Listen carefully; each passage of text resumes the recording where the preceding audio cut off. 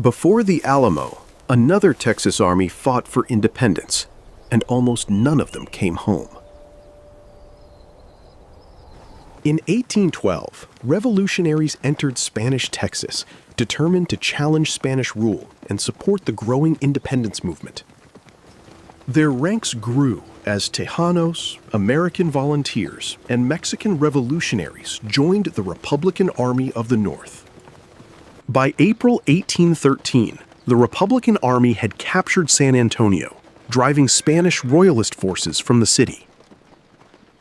Spanish authorities moved quickly against the uprising, arresting suspected supporters and attempting to stop the rebellion before it could spread. Spain responded with force. General Arredondo marched north with a royalist army determined to crush the rebellion. In August 1813, the Republican Army marched south from San Antonio to confront Arredondo's advancing royalists.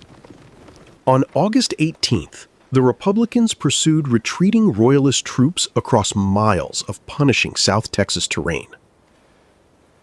But Arredondo was waiting. His disciplined royalist army held its ground as the exhausted Republicans approached. Then, the royalist line opened fire, and the exhausted Republican advance collided with Arredondo's prepared defenses. Under relentless fire, the Republican advance began to unravel as men desperately searched for cover. Confusion spread through the Republican ranks as relentless fire shattered their formation and turned the battlefield into chaos. Unable to hold their ground, the Republican ranks finally broke, and the retreat quickly became a desperate flight for survival. Arredondo's cavalry surged forward, pursuing the shattered Republican army as it fled across the South Texas countryside. The retreat became a rout as the shattered Republican army scattered across the South Texas countryside. In their flight, the Republicans abandoned weapons and equipment as Arredondo's victory became complete. Those who escaped the battlefield scattered into the countryside, desperately trying to evade Arredondo's pursuing forces. Those unable to escape were captured as the Republican cause in Texas collapsed in devastating defeat. With the rebellion crushed, Spanish royalist authority returned to San Antonio, followed by a brutal campaign of reprisals. In the aftermath, Arredondo unleashed harsh reprisals against suspected supporters of the rebellion, spreading fear throughout San Antonio. The defeat left San Antonio traumatized, and the failed revolution cast a long shadow over Spanish Texas. The growing crisis left Texas divided between those who supported the rebellion and those determined to preserve Spanish rule. In San Antonio, José Álvarez de Toledo prepared the Republican Army to meet the approaching royalists before they could reach the city. Arredondo marched north toward San Antonio, leading a disciplined royalist army determined to crush the rebellion and restore Spanish control of Texas. Rather than wait for the royalists to reach San Antonio, Toledo led the Republican army south, determined to confront Arredondo before he reached the city. Under the brutal August sun, Toledo's army pushed south as heat and difficult terrain began taking their toll. Arredondo chose his ground carefully. Toledo's army was drawn deeper into unfamiliar terrain.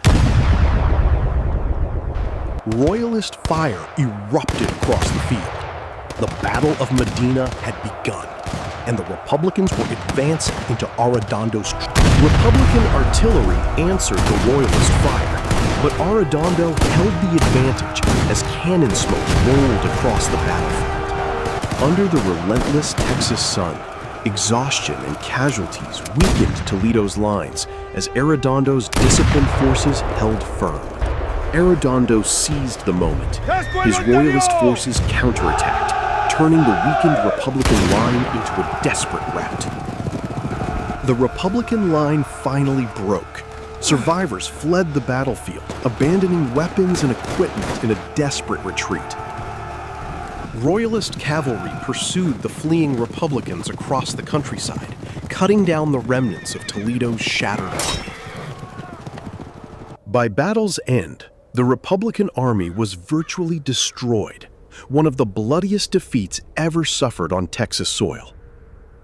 Arredondo returned to San Antonio with Spanish authority restored, but his victory brought a terrible reckoning for supporters of the rebellion. Victory at Medina did not end the violence. Arredondo began harsh reprisals against suspected supporters of the rebellion. Fear spread through San Antonio. Families faced arrest and persecution, while others fled or went into hiding. 18-year-old José Antonio Navarro remembered the terror. Years later, he described the persecution that forced his family to flee. Nearly 3 decades later, Navarro recorded his memories in an autobiography, preserving a personal link to Medina and its aftermath. More than 20 years before the Texas Revolution, men in Texas had already fought against Spanish rule. The battlefield itself became a mystery, its exact location lost somewhere beneath the South Texas landscape.